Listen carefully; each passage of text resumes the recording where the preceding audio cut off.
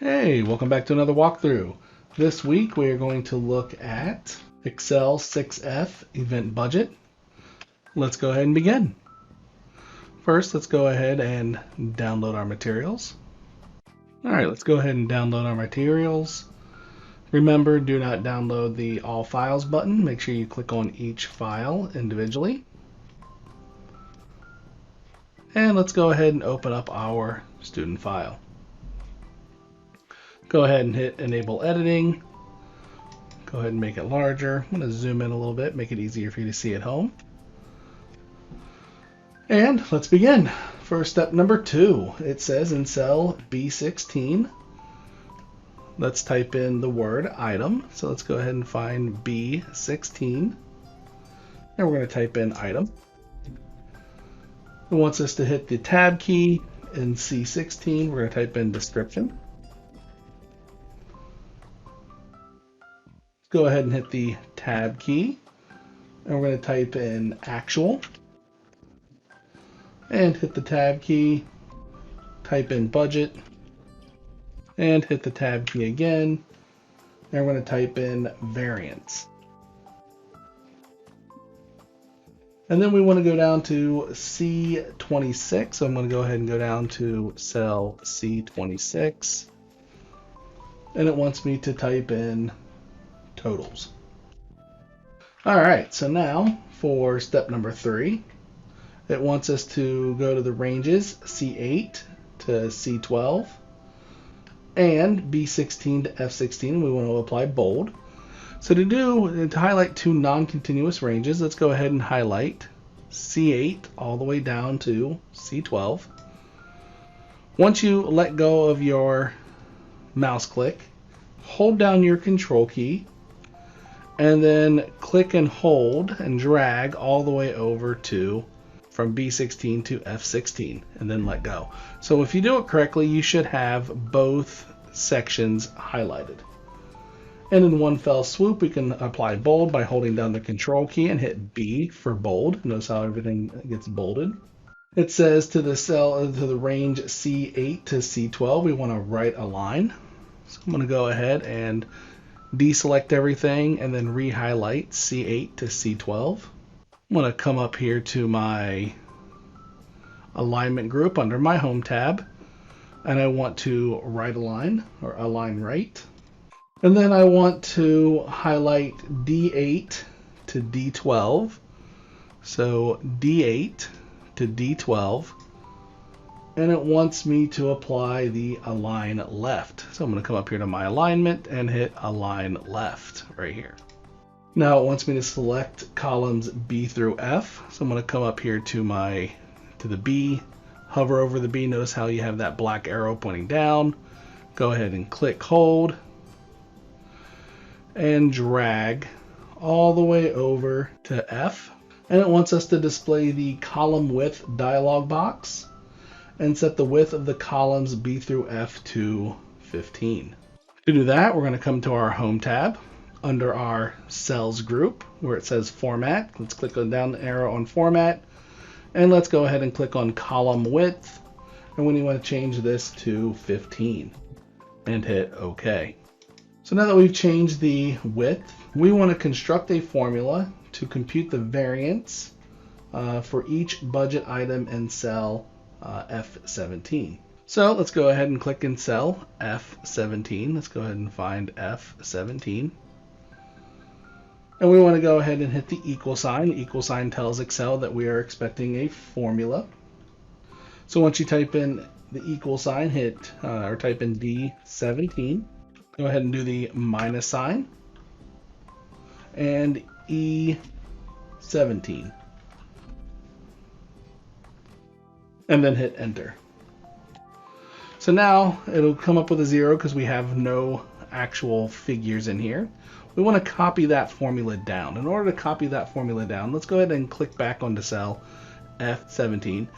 And notice this little dot down here in the bottom right corner, right here. Notice when I hover over it, my cursor changes to a black cross. That is our autofill handle. Let's go ahead and click hold, and let's drag that all the way down to F25 which will copy that formula all the way down.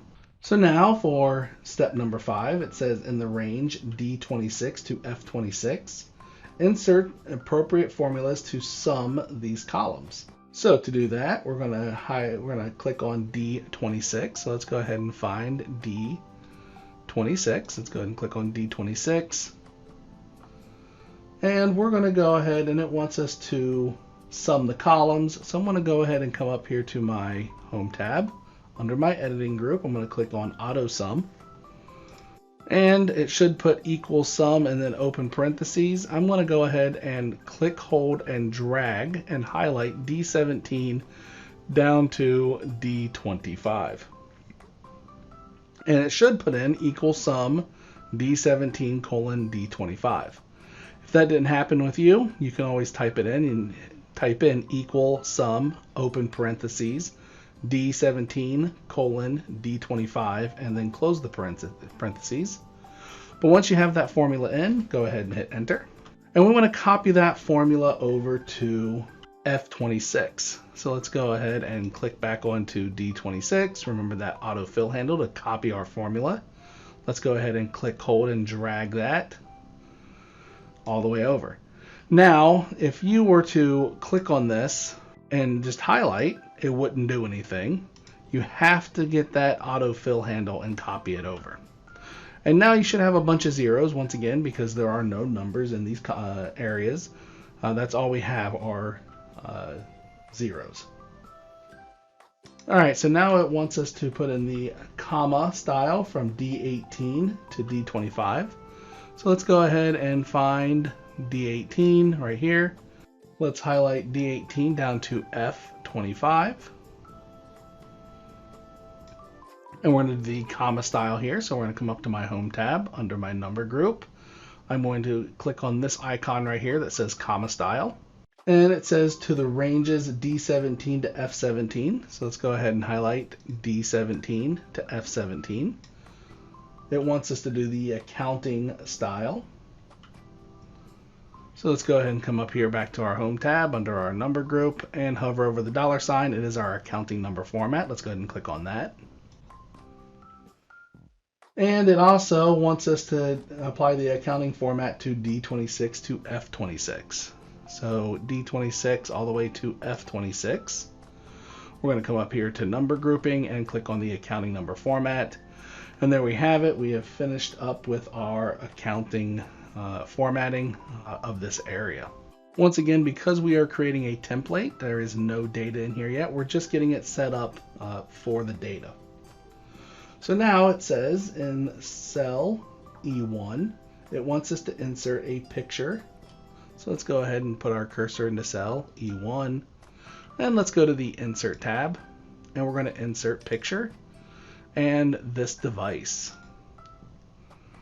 And we want to go to our downloads folder because downloads is where everything was downloaded. And here it is. Here's our 06 logo. Go ahead and click on that, hit insert. And there's our picture. Next, it wants us to select the range A16 to A26. So let's go ahead and find A16 to A26. It wants us to merge and center. Let's go ahead and come up here to our alignment group under our home tab. And let's click on the merge and center. So now it wants me to change the orientation to rotate text up. To do that, I'm going to come up here to my alignment group, and I'm going to have this little icon right here with the AB. If I hover over it, it says orientation. I'm going to click on that, and I want to select rotate text up. And now, in this box, it wants me to type in event budget. So I'm going to come up here to my formula bar here. Notice how the cell is selected, and I'm going to type in event budget.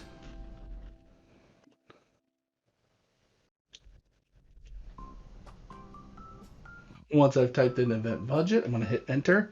And notice now how it has my text going upwards. Now it wants us to select that merged cell. Let's go ahead and select this cell. It wants us to middle align. So I'm going to come up here to my alignment group, and I want to click on my middle align button right here. It wants me to bold it, so I'm going to hold down the control key and hit B for bold.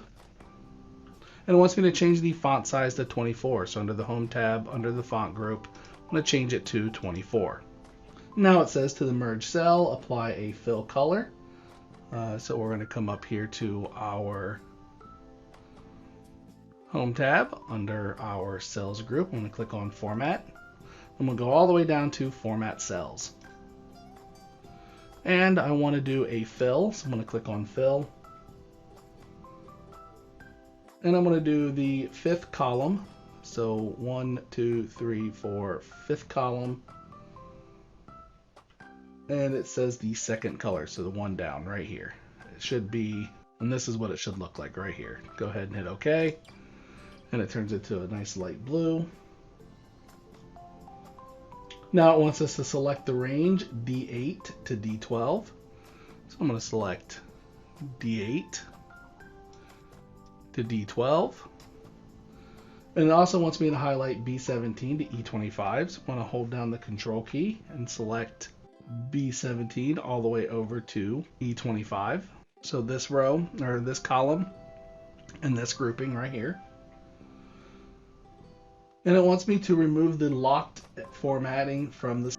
And it looks like I got 100%. I'll click on my submission, and you can double check to see anything that you got wrong, fix it, and resubmit it for a better grade. Make sure that when you're submitting this assignment that you save it as a workbook, and make sure you save it somewhere that you remember, such as your downloads folder or your documents folder. I will be working on our second chapter 6 assignment. And like always, have a wonderful day.